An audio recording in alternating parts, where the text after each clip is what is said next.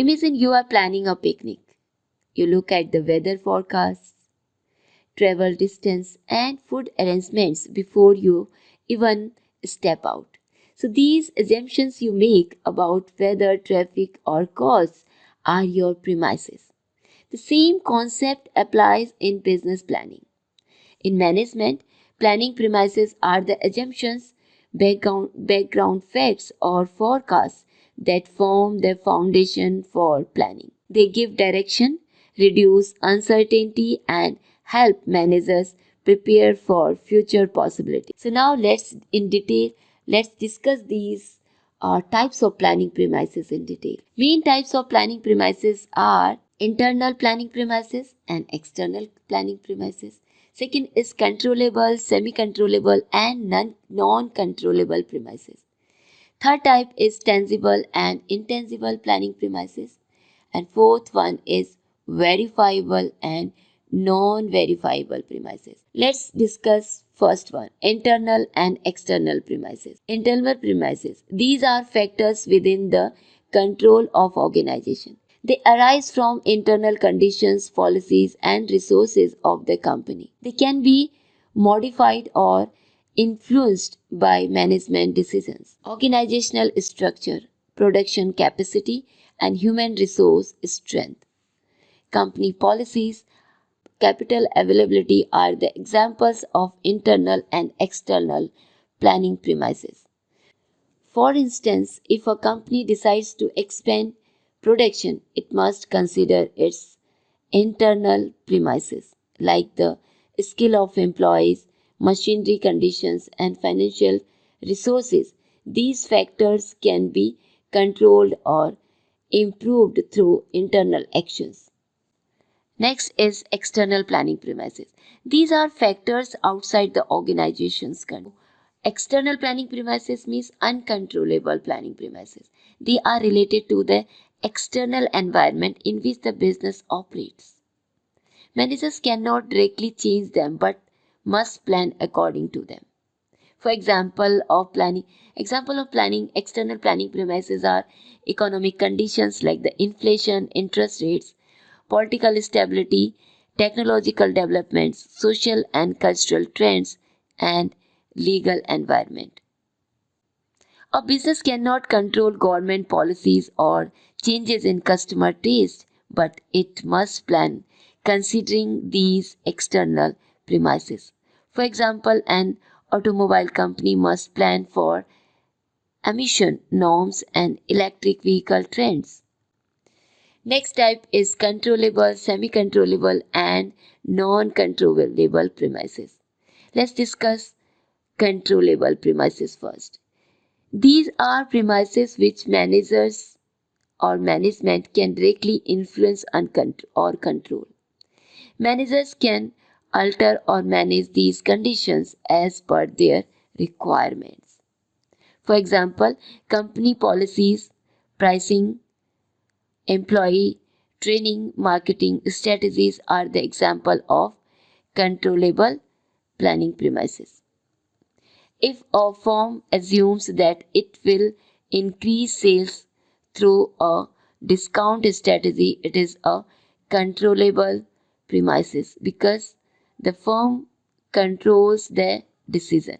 Next is semi-controllable premises. These are premises partially influenced by organization. The business can have some effect but not complete control. For example, labor relations, supply chain coordination, public opinion about the company. So managers can negotiate with labor unions or influence suppliers but cannot entirely predict their behavior, making these semi-controllable.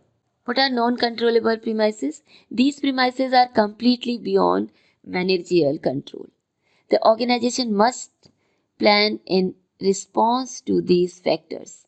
For example, natural disaster, political instability, changes in government regulations, global market fluctuations are the example of non-controllable premises. For example, a sudden pandemic or a global recession is a non-controllable premises. Managers must prepare contingency plans to deal with such uncertainties. Next type of premises is tangible and intangible premises. Tangible premises are measurable and concrete premises. They can be expressed in quantitative terms such as number, data, and statistics. For example, financial budget, sales target, raw material costs, and manpower strength are all tangible premises. When a manager assumes that prediction that production will increase by 10% next year based on available machinery and manpower, this is tangible premises, means measurable and specific. Next is non-tangible premises. These are quantity these are qualitative in nature and cannot be measured precisely. They are based on judgments, perceptions, or human behavior. Example of this are employee morale, management philosophy, organizational culture, and public confidence are the example of intangible premises. If a company assumes that its employees will continue to stay motivated and loyal, it's an intangible premises. It affects outcomes but cannot be measured numerically. Next is verifiable and non-verifiable premises. Verifiable premises are these are premises that cannot be supported by factual data or research. They can be checked, tested, and verified through reliable sources. For example, statistical forecasts, government reports, and market surveys. When managers use a government report predicting 6% GDP growth to plan production, the premises is verifiable because it is based on authentic data. Next is non-verifiable premises. These premises are based on personal judgment, intuitions, or assumptions. They cannot be confirmed without certainty. Assumptions about competitors' future strategies, forecast of customer behavior without data. So sometimes managers have to rely on gut feelings, like assuming that a competitor will raise prices. Such premises are non verifiable but often necessary for quick decisions.